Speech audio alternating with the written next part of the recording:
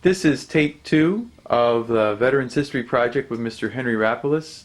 And today, once again, is Saturday, January 14th, 2006. And we've just finished up to the point of the morning of December 7th.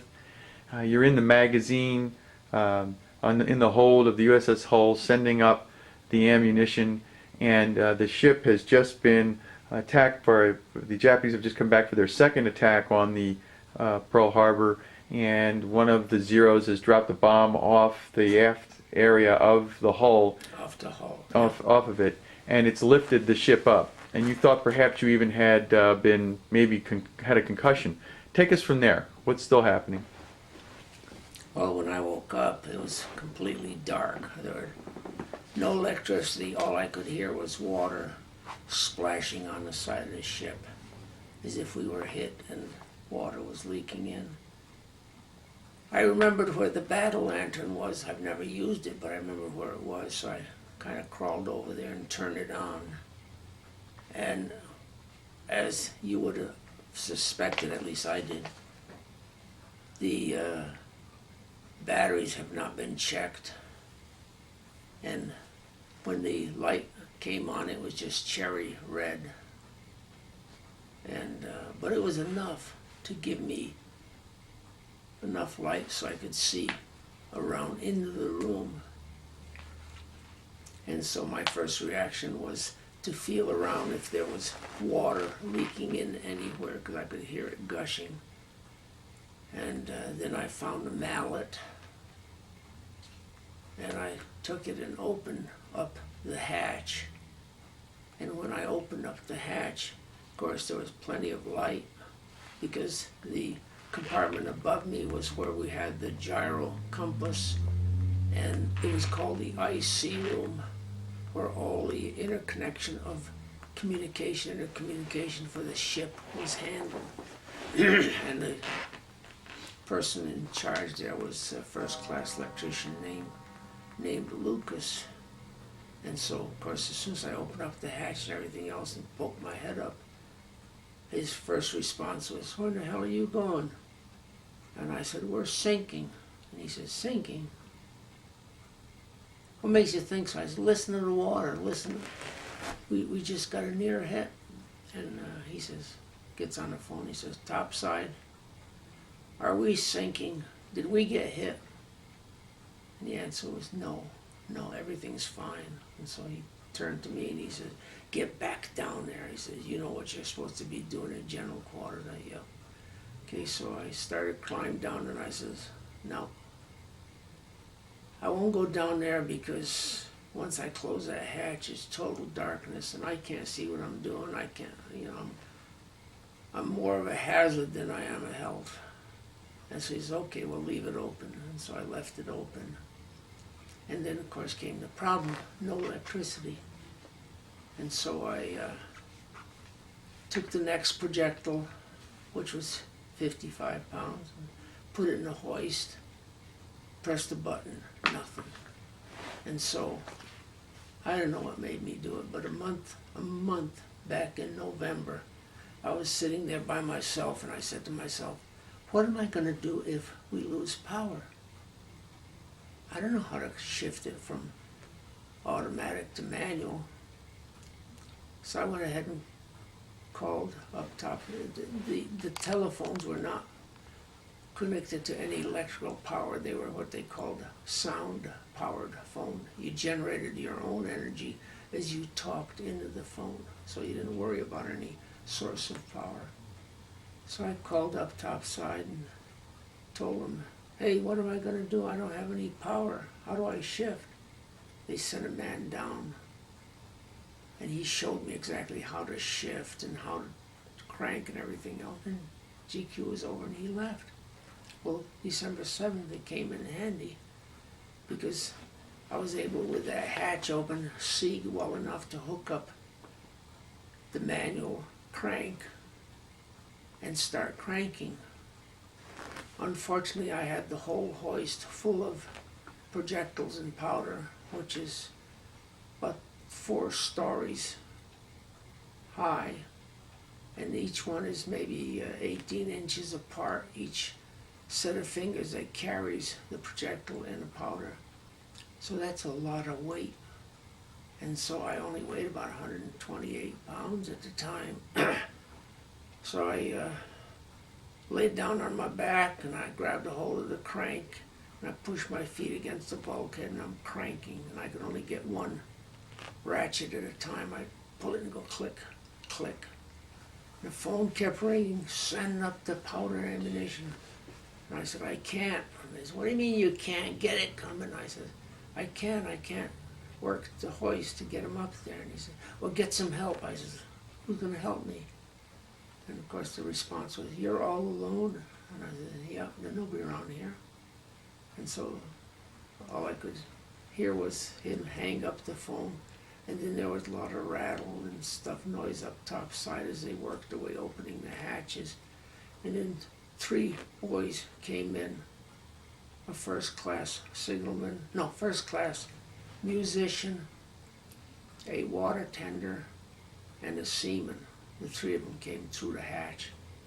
And of course, as soon as I saw that chevron first class, I said, oh man, he's taking over. I don't have anything to worry about. But he just stood there and frightened as could be. What can I do? How can I help you? And I thought to myself, hey, got my command back again. So I started telling them, I signed 2 of them to go into the powder room, which I decided was too much, so we just left 1 in there, and then the 3 of us stayed outside. Because the handle on the crank was about 2 foot or more, probably 3 foot. So that 3 of us could grab it and crank it, and we did. And so the powder kept going up, and everything was great. And of course, then I could hear the ship moving. You could feel the motion of the ship, and then we looked like we took off and we headed out to sea. And we were out to sea maybe about 20, 30 minutes when all of a sudden they secured general quarters, so we all left our general quarters and went up top side. Of course, our ship was not touched. It was just in perfect condition. But when we looked back over the fantail, there was nothing but big black smoke covering the island. It was horrible. Tell me again about how long it took you to get the ship out to sea. So when the other guys come down and you're loading the stuff up on the munitions, within about 20 minutes. They got the ship. Oh yeah, they got it right away. They got it right out, Yeah. and they knew immediately they had to get out of there because you were sitting ducks, right? Exactly. Yeah. And so you pulled right out, and by that time, had the attack stopped at this point? Had the plane? Yes. There was supposed to be a 3rd wave come through, but the Japanese decided, as the admiral said, Japanese admiral said, don't cheer for victory. We've only awakened a sleeping giant. Mm-hmm. Let's call it off and go back home and be satisfied with what damage we did, and that's what they did. Had they come back, like I mentioned, I wouldn't be here, because targets of opportunity, those planes would have just picked out any and everybody on the water. Even if you had been out of the, they would have come right after you guys, yes. even out there. Now, so by that point, the ship is out, and between the time, let's go back for just a little bit. Let's talk a little bit about the timeline and your feelings and what you're mentally experiencing as you go through this. Since you've just talked about it, you've mentioned to me previously about the night before or talking to someone, an Omen. Well, the night before. Henry, go ahead. Even before the night before, just in the number of weeks before Pearl Harbor, what were you doing? Were you just at Pearl Harbor? Were you just working on the ship, doing the work? Just working on the mess hall. Keeping dishes clean, getting everything ready to eat. That's 3 meals a day, and so that keeps you busy. Plus, I was the one that had to peel the potatoes for the day. So, 100-pound box of potatoes on a fantail was nothing for me. Just sit there and peel and talk to people that were there with me and pass the time away. So that's what you would be doing every day. Exactly. And the ship was right in dock there. Yes. And why is it in dock? What's going on prior to December 7th? Well, what we had was we had problems with evaporators. Evaporators are the equipment that makes fresh water when you're out to sea. So we'd have drinking water, we had water to wash with, and so we had to redo those. We had to clean them up, get all the saline crystals and stuff out there, clean them up. Second was an opportunity to check the fire room, to check all the fire nozzles that were burning the oil and everything else, to make sure they were clean and would respond to any direction that was given from the bridge for, forward and back and high speed and low speed. And then the other thing was an opportunity for the gun captains to clean up their guns, check the barrels and all this other stuff. And so it was just a general ship's overhaul or work alongside a tender. And there were 5 of us or so, So we're all doing the same thing, just kind of getting caught up. In fact, that morning I was scheduled to go to Diamond Head. They arranged a tour. A group went on Saturday, and so they toured Hawaii and On the Diamond 6th. Head and all that, and mine was going to be Sunday afternoon. Okay. But so it was a very leisurely type. It was a leisurely time. Yes. In fact, I have some pictures here that if you want to take a look at or something. Yeah, later. maybe a little later. That would be Okay, good. good. Tell me about the climate up to the air, the Beautiful climate. Oh, you're just so happy that you get up in the morning and I get finished with my chores and all that, and then after I got time to get liberty, or I always made sure Sundays, I never missed Mass. I always went to Mass, and so when I went to Mass, I also went down to the YMCA or someplace. And then before the war, I got a letter from home saying that a young fellow named Freddie Prusak, whose brother was my age, and we used to always chum around as kids. We were the closest buddies and all that. Well, he was stationed out of Schofield Barracks, and so I looked him up, and then we went out, to the YMCA and swam in the pool there, and we went out in Liberty, and just kind of spent the day. It was beautiful, and it was paradise. That's all I can say. It was truly paradise. So, when somebody said the Japs are bombing and all this stuff, that was just like if you blink your eyes and it's all. You're trying to figure it all out. You can't imagine. Now the time period prior to this ship, the USS Hull, it's called a destroyer tender. Is that what it's called? No, the Hull is a destroyer. Destroyer. What's a destroyer tender? What is that? That's the big ship that takes place of the Navy Yard. In other words, it's like an ocean liner that has nothing but machines, equipment, technically qualified personnel, supplies. Got it. So if you're in trouble, something's wrong with your ship, and your own people can't fix it because either you don't have the parts or know-how. Got it. Then you go alongside a tender. A tender then supposedly can fix it.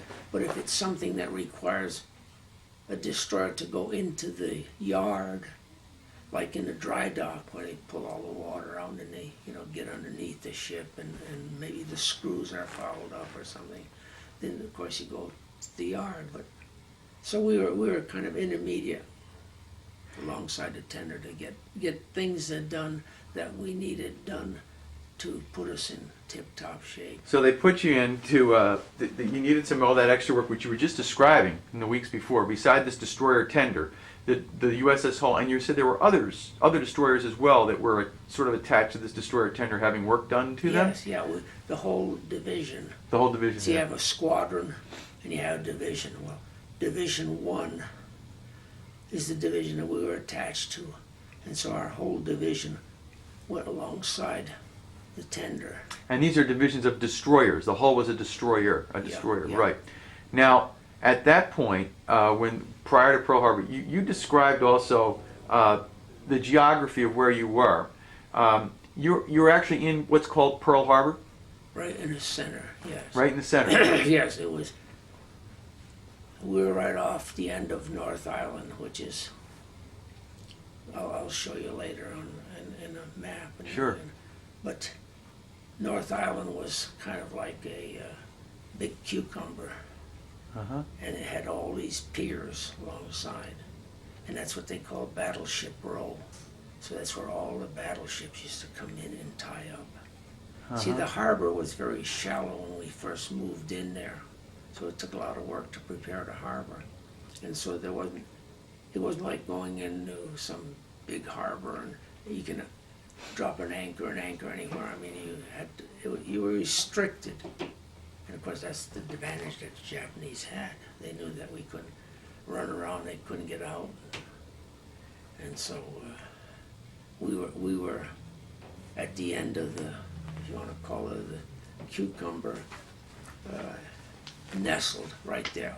It is a beautiful opportunity for one of the airmen to just wipe this right off the surface of the ocean. But You described also looking back and seeing Ford Island, right? yes, That which was behind you. Now, the other ships, the ones that you hear about, like the Arizona, that were just they were all tied up alongside the. See, they were. That's what they call Battleship Row. That was Battleship Row? Yes. Okay. And so they were one right behind the other, except for the Pennsylvania, which was in dry dock, along with the Castle and the Downs, 2 destroyers. And so they got hit in dry dock. In dry dock. But they were in Pearl Harbor. Oh, yeah. They're all in Pearl Harbor. And Ford Island, tell us what Ford Island is. It's just a big air base. It's just an island. There's no access to it other than by air. Now they've gone ahead and hooked up a causeway or a bridge and stuff so you can drive on and all. But before Pearl Harbor, it was strictly an island that was manufactured to provide air facilities, air support. Okay. Because then the Army had their facilities over in the other parts of the island. They had places where they had Army Air Corps had fighter planes, and but the big aircraft and big ships were right there off Ford Island. You were telling me about the day before your friends or colleagues had gone for a tour of Diamond Head, and you were scheduled to go on the morning of December 7th. Yes, afternoon. In the afternoon, I'm sorry. Tell me about, again, the day before, that story you were going to say about the Omen, the guy that mentioned something to you about. Well, we had a, what you call a old China sailor, and he had served on a USS Panay, which was the gunboat that was on the Yangtze River back in 39 or so, 39, 40. And that was a gunboat that the Japanese attacked and sank. And so he was a survivor and ended up with a Purple Heart. Well, he was one of the members of the crew of the hull. At the time, he was a chief water tender. And I can remember sitting up in the radio shack, and it was Saturday night, and he came off Liberty, and he had a few drinks, I guess, and he poked his head into the radio shack, and he says, "Rapalus, do you have your life insurance paid up?" You know, I kind of looked at him and I said, "What are you talking about?" He said, "Do you have your life insurance paid up?" And I said, "Well, I've got NSLA, National Service Life Insurance." I said, "Everybody's pretty much got that." He said, "Yeah, but is it paid up?" And I said, "Yes, sir." He said, "Boy, that's good." He said, "because those Japs are coming and they're going to get us and they're going to really tear us up." You know, and I didn't give it any thought. I figured, I didn't tie in the Japan A. I didn't tie in his experience with the Japanese. None of that stuff. I just thought, well, he's an Asiatic sailor, you know, been ashore drunk. But that's the first and only time that I ever heard or anybody indicate that something was going to happen. And he hit it right on the ball. They went to bed that night, the night of December 6th, in the ship, correct? Yeah, In the hull. What time did you get up on the morning of December 7th? Do you remember? about 5 o'clock. Why? Why so early? Well, because I was mess cook and I had to get all the food and all the dishes and everything set up. So when they called mess call at 7, why everybody come running down, it's all set up like in a restaurant. And a mess cook, as you described earlier, is actually like a waiter. Yes. Yeah. Okay, so you're up there early, you're getting everything set up. You're drawing. You're making extra money doing this too. Oh, yes. Yes, sir. Whatever tips I could get. Now that when you're there doing that work, and how often are you serving as mess cook, by the way? I did it for 2 months. I did it for the month of December and January. Okay. But 7 days a week. 7 days a week. So you're doing this every day. Yes. Okay. So it's December 7th. It's the morning. You're up there, and what time does the rest of the crew come for breakfast? 7? About 7, yes. And so it's now 7 o'clock, and you're doing what? You're serving them? Yes, bringing the food down from the galley and putting it out on the table and making sure they've got coffee and toast and eggs and whatever. Describe the first moment again that you were aware that anything was happening about this attack. Well, to the best of my memory, I had a big pot of oatmeal that I set at the bottom of the ladder. Everybody was there eating and everything. I didn't expect anybody, so I put it down at the bottom of the ladder. And then I just get dishes and serve whatever they had and all that. And everybody was pretty much into their meal when the quartermaster striker with this young lad hanging around his neck on his back crying and screaming came down the ladder. And of course the first thing I remember, or I can remember, is he stepped into my oatmeal. Really? And I thought to myself, oh golly, you know. But he kept screaming, the Japs are bombing, so that took precedence over any oatmeal or any incident. Why do you think the young guy was on his back? What would happen to him? He was just a kid. He was frightened. I mean, it's hard to imagine why people do things or what happens to them. But there's a case where he was a striker just like Archie was, except Archie was probably about 200 pounds, muscular, big guy, a big Norwegian-like kind of, you know, and just as great, nice guy to work with and be with and everything. Well, this was just some pipsqueak, probably 17 years old or so, or 18, you know, first time away from home and everything else. And of course, they were on topside, so they saw the bombs go off and everything else. So it's different than if he just came down and somebody told him. I mean, he knew what was going on, and so he was overly excited and everything else, and just panicked. And the feeling you had at that point, when now I'm imagining everybody's getting up from their seats, from their... no, you see, it was so casual. It's hard to explain it, except that when he came down the ladder screaming, the Japs are bombing us, and he had his foot in my oatmeal and all this other stuff, you know, everybody just, you know, what? This is just like if it happened right now. Yeah. You know, it's peacetime. Everything is on the go, and Roosevelt is waiting for the word from Japan that everything's going to be fine and all this other stuff, you know. And who would expect that? I mean, they just took a trip yesterday. I mean, Saturday, going over the island, you know, and going to Diamond Head and seeing all the beautiful pineapple orchards and all. You know what? And you're sitting eating, and all of a sudden somebody says, you know, we're at war. No effect. No effect. And sort of stunning. People are trying Oh, to yes, sort through everything. But nobody panicked. Nobody panicked. Nobody panicked. They Okay. just sat there and looked at each other and said, well, let's go see what's going on up top side. Okay. And so they ran up top side. What did you do when they ran up topside? Well, being the most junior person and everything else, I kind of stepped back and everybody went running up. And then when it came my turn, I went up top side and I get up there and everybody's running back aft. Why were they running to the aft of the ship? Do you know? Evidently, that's that's where all the bombing.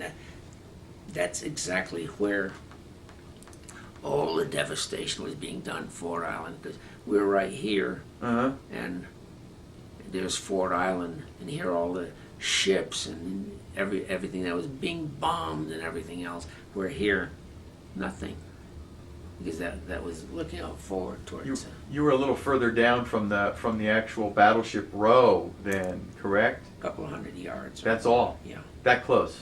Yeah, and that's why it, the noise and the vibration and everything else was from aft. And if you want to see something, you go back where it is. Sure. But, Well, when you come up to the top, what noises are you hearing? just explosions. Explosions. Explosions, a lot of airplane motors. What do you see? What do you see with these airplanes? What do you look up? What do you see? When I first got out of the hatch, I saw nothing but this big gray wall, which was the side of the ship, the Dobbin. The Dobbin, Yeah. right. And then I moved forward, and lo and behold, it was already open, and I could see ships.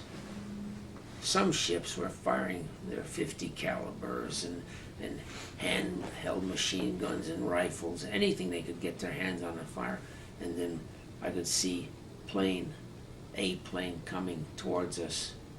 And of course he opened up and you could see bullets hitting around, because we were right in the middle of two ships and stuff, so evidently the bullets were hitting around, but not us or this chief bosun mate. So The one who had the flag. he had they called it the Union Jack, Okay. that every morning, they hoisted up on the bow of the ship, and so he stand there, with this thing, wait, and wonder what the heck's going on, and then all of a sudden, when he sees these bullets and he sees the red, the red insignia on the plane, then of course the first reaction is pull it out, throw it in the case, and start shooting away, and What then general quarters. Now you were standing right beside him as he was shooting this. No, I was just about 10 feet behind him. 10 feet behind him. I was coming up forward, and then You all could of a see sudden that. this started happening, so I stopped, and then what all we're waiting for was the general quarters alarm. Now what does that sound like, the general quarters alarm? Real loud. It's a loudspeaker Yeah. alarm. Yeah. Are you looking up at the bridge at any point to see what's going on up there? No, you don't even look anywhere. You just know where you got to be. That's your orders. That's so. So then they announced all hands man your battle stations. All hands man your battle stations. So we took off, and I went down to mine, and like I said, it was locked up. Now, are you experiencing what kind of feelings are you having? Are you experiencing fear at this point? No, so help me, Kelly. I went through the whole war. Never, ever did I fear that I was going to get killed or wounded. Mm-hmm. I never saw people killed or wounded. I've seen them after the fact, like in a hospital ship or something. But in fact, when we went out on our first big mission, we went to Bougainville, and in Bougainville we, of course, had the problem that. Well, let me build up to it. Yeah. When we left Pearl Harbor, everybody went their own way. There was no task forces or anything else. We all went looking to see who's going to find the Japanese and report it and all this. Now, other stuff. is this right after December 7th? That was night of December 7th. Well, before we get to that, Henry, can I go back? Because sure. I want to come to that. When you man the battle station, you just go back into the hold. This is the morning of December 7th. About what time of morning was that when the Japanese were attacking? Do you remember? 7:55, 8 o'clock. 7:55 or 8 o'clock. So you're underneath. Now you're back in your magazine. Yes. You're back in your magazine, and you do all that. And then about how long does it take from the time you first start to the time the bomb drops off the aft end of the ship and it's rocked up, and then you had to winch the ammunition up Right. with the other three guys that came down, and then you got out of there. How long did that take? Do you know? Oh, 3, 4, about 6 hours. Really? Between the time? 6 hours. You're- Between 8 o'clock, and then I think we were out at sea by about 3 o'clock. Well, you had to get out of the dock though, still because of the. Well, the thing is that we were inboard Uh-huh. alongside the Dobbin, and there were other destroyers. Okay. So each one of them had to leave Oh, before you could get out. before we could even move. You know. Oh, all right. So you were And so still they- stuck there. Oh yeah. Oh, I see. And so we finally took off, and they were gone. And so when we got through the harbor and out to sea, What did you do in the 6 hours between the time once you got the guys to help you with that? You're still beside the Dobbin. When was there a realization that was it for the attack? That that a third wave wasn't coming? Do you know? never knew. Never knew. Never knew there was a third wave until you see movies, Tora or something. And, Right. And I was very close friends with Gordon Prang, who wrote the book Tora, and also At Dawn They Came. And I can remember I heard about him being a professor at Maryland, that he had wrote these books on Pearl Harbor. I said, well, he'd be a good guy to have for our meetings.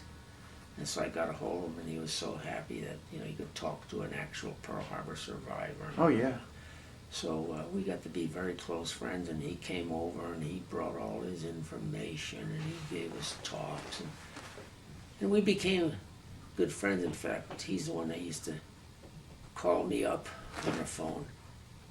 Hey, you Polak, have you dug your fingers in the sand this morning? I said, what are you talking about? He said, well, have you taken your finger and just scraped the sand and then reach over and take a little bud or a little seed and put it in there, cover it up, and then water it? And then do that day after day and see what marvelous things happen. Well, it turns out that he had one of the most beautiful and outstanding rose gardens at the University of Maryland. Oh. And every year he'd have shows.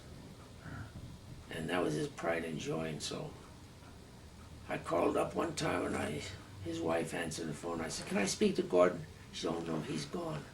I said, when's he going to be back? She says, never. I said, what are you telling me? Well, he passed away the other day, and we're having funeral services tomorrow at the chapel here at the university. And so next day I took a day off at work, and I went over there, and sure enough, who was the basketball star that played for Maryland that became a senator? Tom McMillan. Yeah, Tom McMillan. Well, I went in there, and there's a seat empty there, so I sat in it and everything else. I didn't pay attention. And all of a sudden, we got up, everybody stood up, and I turned. I couldn't even see his shoulders. Tom McMillan, and so that just happened. But then he's the one who, when he was in the Senate, gave us these medals that Oh. for recognition of Pearl Harbor survivors and all that.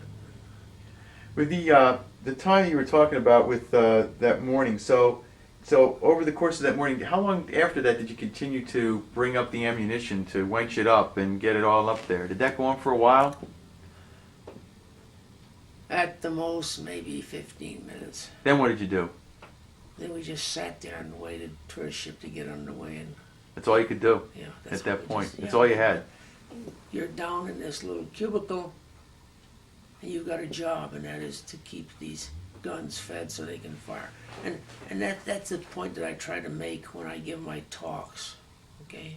Whether it's for the Navy or Army or civilian organizations or anything else, is that, you know, we were never so unprepared as we were that day. And I'm afraid we're getting into that same situation right now. And the reason I say that is because here I was a member of a team. We had people who sat at the guns, pointed them, pulled the trigger, fired them. We had people who were up in automatic directors and everything else, which helped this guy to show him where to shoot the plane and everything else. You had people in the mount who took the ammunition as it came out of the hoist and put it into the gun, breech of the gun. Then you had another guy who pulled the powder out and put it behind there. Then you had another gunner's mate who slammed it shut. And then they fired. But I was the only guy that didn't know what the hell I was doing. Because I didn't know what to give them. And so here everybody had been training, you know, during peacetime before Pearl Harbor. I mean, we'd have exercises where people would run around because I fed gun 2 and 3. Well, gun 3 was behind the bridge. And there was no hoist or anything else. So when I sent ammunition up to gun 1, in gun 1 they had extra people who would grab the ammunition, run across the bridge, run down there, and then feed gun 2. And same way with the powder. And so here, 2 guns are completely inoperative because I don't know what to give them for bullets.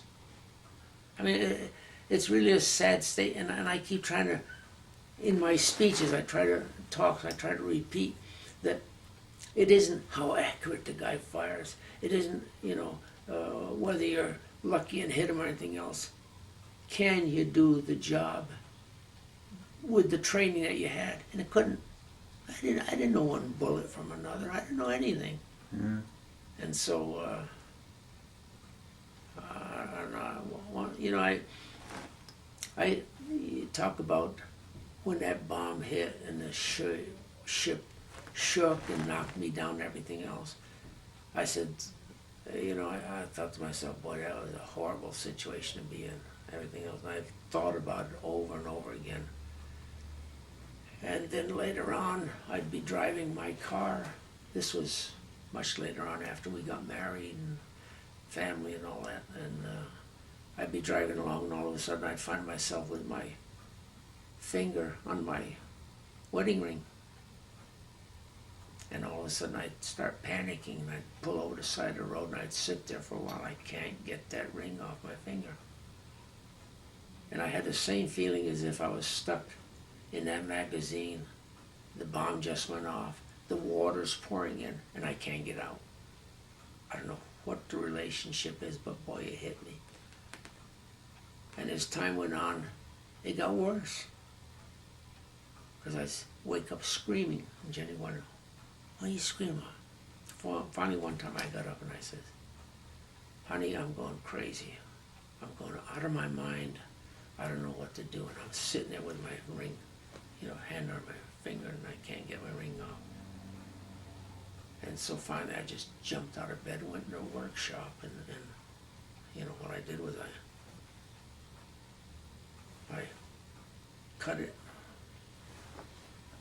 You did. Took a hacksaw. Want to hold it up? Yeah, just hold it up to the camera. You took a hacksaw. And I cut it, took it off. I didn't take it off, I just took it to the knuckle, and I wrapped a Band-Aid and went to sleep. Put it back, and it's been, you know, it hasn't bothered me since. Never, never. As long as it's broken. And then finally, my little puppy got a hold of it and broke it in 2. Oh, I felt so bad. It's the first time in, 50-something years I had my wedding band on. So I brought it to the jewelry store. Oh, we'll fix it. Like, no. I said, no. I said, I want you to fix it in the back. I said, but leave that opening there. And so he did. And so every time I go to jewelry, so you're the guy that's got the broken ring, aren't you? But that's the only thing that's really ever bothered me or made me feel ill or anything else was that incident with that ring. But anyway. Wow. The idea that that was such a painful time, you know, trying to get out and getting that all done, and then didn't, you know, at the time it didn't bother me anything else, but as time went on, you know, somehow I associated being locked up in that room, the water pouring in. There's no way to get out of that hoist because that was just a, you know, two foot by foot and a half hole that you climb into, and it was full of paraphernalia, so there's no empty like an air duct or anything else. So, you know, I kept ending up holding this wedding band, and thank goodness I got a hacksaw and got rid of it. By the time you got out of the dock area, it was about 6 hours later, probably around 1 or 2 in the afternoon at this point. About 2, a little after 2, yeah. And where does the ship go? Where does the destroyer go? We just went out hunting. You were out to find the Japanese fleet. Oh. Not that we could do anything. That's all you could do. At least we could warn, you know, Washington or anybody else. Hey, we found them. And all right. So that's the afternoon of December 7th. Where are you physically as this is going on? As the ship finally pulls out? In a radio shack. Where exactly is that on the ship? On the bridge. Up on the bridge. Yeah. So you're able to look out and see things, right? Yes. What are you seeing? Just ocean. Nothing but clear ocean. Not a ship. Not a sign of anything. We're by ourselves. Are you on the bridge when you're still in Pearl Harbor? Or are you up on the bridge, or does that come later? Later when we're out to sea. When you're out to sea. Yeah. Now, were you able to look around Pearl Harbor during the morning hours? Were you still down in the hold? Still down in the hold. I didn't see anything until we got out so far that all I saw was a big pile of smoke. So it wasn't until we left that evening and we were looking to see if we could find the Japanese fleet. There were no such things as radar or anything else. In fact, we had the worst sonar system to find submarines and everything else yet. That was the status of the Navy at that time. And so we're steaming around and it's starting to get a little dusk, you know, the sun is going down and everything else, and all of a sudden somebody screams out, aircraft carrier on the horizon. You know, somebody looking with glasses spotted a silhouette. So we figured it was a Japanese, so we went to general quarters and top speed, and we went race-oving towards there. And it was already getting dark by the time we got in where the carrier was. And so we pretty much came alongside. And evidently, you know, a destroyer, and there were others in the group that we ran into, didn't pay attention to us. But we got almost alongside of the Lexington. Now that was a prize ship that the Japanese had hoped to get when they hit Pearl. Now what the Japanese couldn't do, we almost did. Because we came alongside, we had 8 torpedo tubes pointed at the Lexington. We had 5-inch 38s. We had 50 caliber. Everybody was trigger hungry. Just yeah.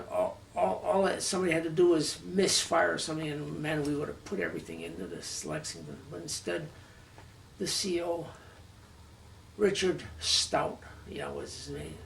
Richard Stout. He became an admiral later. But anyway, he was a lieutenant commander. He was a commanding officer, and he got the quartermaster to come up and send off an IFF signal by flashing light. Identification, friend or foe. And so we sent the signal, and everybody's sitting, waiting to pull that trigger, and instead in comes back the answer, which was correct, saying that they were at Lexington and for us to join them. So we just swung around, shut everything off, and joined them. You went back to Pearl with them? Yes, that next morning, and it was horrible because as we entered the harbors, first time that I saw, it looked like at least an inch or inch and a half of crude oil just floating over the whole harbor. And why that didn't catch a fire or burn the whole place down, I'll never understand. But there it was, just being scooped up. I missed out, but they told me later on that these motor whaleboats were rigged with great big screens in front, and they just go along the water and pick up all these bodies, heads and bodies, and just dump them into the motor whaleboat, get them ashore, wash them off, grab their dog tags, and then they had a great bulldozer with a lot of salt and all this other stuff. They just put all the bodies in there, just push them all in there, and have a mass burial, at least for the time being. What's it like talking to your shipmates at this time? What's it like on the ship? Are people in shock? Are they? No, a lot of things happened after that, and I think the worst one was when the Monaghan, the Spence, and the Hull were out getting ready to land troops and MacArthur on the Philippines. And a hurricane came along, and Halsey says, "You guys are sailors. You can go through it. Don't worry about it." Well, anyway, the hull turned over, capsized, and sank. The Monaghan turned over, sank. The Spence turned over and sank. The Tauberer lost her main mast and was barely able to stay afloat when the commanding officer said, "Go up there and hook up the radio so we can at least have some communications." So the chief radioman goes up on the mast, and he looks and he sees this flashing light, and he thought, Japanese submarines and stuff, but it didn't turn out to be that. What it was the chief bosun's mate aboard the hull went to the commanding officer and complained, "Sir, if our ship should sink or anybody fall overboard, they're going to drown. Our life jackets are so rotten and so bad that they couldn't support anybody." And so quickly they did a study, and sure enough, put them in the water for an hour and they sink. And so they replaced all the jackets. And while they're doing that, Chief Bosun's mate said, "Make sure and put in a whistle, hand-blown whistle, mouth-blown whistle, plus a small pencil flashlight." And we're all set. And so they did that. Now just before the ship went down. And so if you ever see Halsey's Dilemma, it's a movie, or if you see on a Weather Channel the same thing, it tells the whole story. And I think that was worse because I still call up and talk to these people, that survived.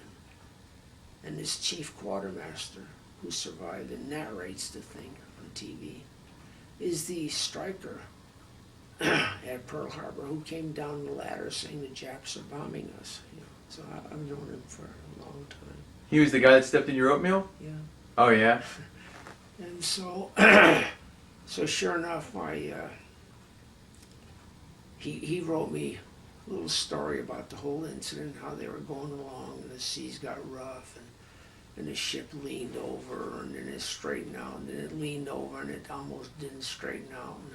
Next time it leaned over, and water just poured in. Everybody, inside the ship were drowned, and those in the fire rooms were scalded and killed by the heat and all that. Those who were on the surface fortunately had their new life jackets and everything else, so they floated along, and like I say, the Tabor picked up one guy, and the one guy says, I'm off the hull, and then our ship sank. And so, man, they got all excited, and they start picking up, and they saved maybe 100 or more survivors from the 3 ships. But all the time that the commanding officer of the Tabor was trying to save people's lives, he was getting orders from Admiral Halsey. Join the task force, forget those people in the water, rah, rah, rah, you know. We got a job to do, because he promised MacArthur that he would have his ships and everything else help him make that landing, and this was, disrupting and all. And it's interesting because it never comes out, but they considered court-martialing Halsey. That's a lot of ships and a lot of people, just because his stubbornness, But at the time, he was a world hero, and so for public opinion, everything else, they kind of overlooked it, and they even went and named a ship and everything after him and all that. So there are those people who survived those 3 ship sinkings who today just are bitter about the whole affair. But anyway, that I don't know how we got on that. Well, we were talking about what the feeling was on the hull, Oh, after Pearl. coming back in, yeah, and Well, it was disbelief. When we got back into Pearl Harbor and we saw all these ships burning and all that oil and all that smoke and everything else, how can you believe it? I mean, the day before, everything was so nice. Sun was shining, and the holy girls were dancing, and now look at this. And that's the better part of our fleet. That's the defense of the United States. What happened on December 8th? First of all, where did the ship pull back into when it came back into Pearl? Right into Pearl Harbor. Go back into the dock you were pulled out of? Oh, yeah, and then just, because we were kind of a ship that was not capable of being out to sea more than 20 or 30 days. We didn't have bakers, we didn't have cook, we didn't have, we could sustain ourselves. Yes. But as time went on, we'd have to go alongside a cruiser or something, and they would send us provisions so we could keep going. What about you got it? I would imagine people were nervous pulling back into Pearl Harbor that morning to see what they could see. But everybody just accepted it. We're at war, and that was the answer. We're at war, and therefore anything can happen during wartime. And in fact, I don't know whether I showed you this or not, but right after we got in, they got the printing presses going, and morale was down, down to the bottom, and I just get my wallet. Get your wallet out there. And so what they did, I've had that all those years and everything else. They issued these cards. It says, Henry Walter Rapalus is now an official Jap hunter. Open season. Now. No limit. Good for duration. Ammunition free. Supplied by Uncle Sam. That's fabulous. That they printed that right away. Yeah. And we got them issued, and everybody was. I mean that raised the morale, because we felt, we're not alone. The hull wasn't there by itself and everything else. Did you? Was the feeling on December 8th that the Japanese would attack again at any time? Never gave it any thought. Yeah. Because there are people who were told who were told that the Japanese had landing ships on the island ready to drop people ashore. And so they went so far as to change get undressed from their whites, throw them in a coffee urn and get them brown so they wouldn't stand out so much. But later on it turned out to be just false.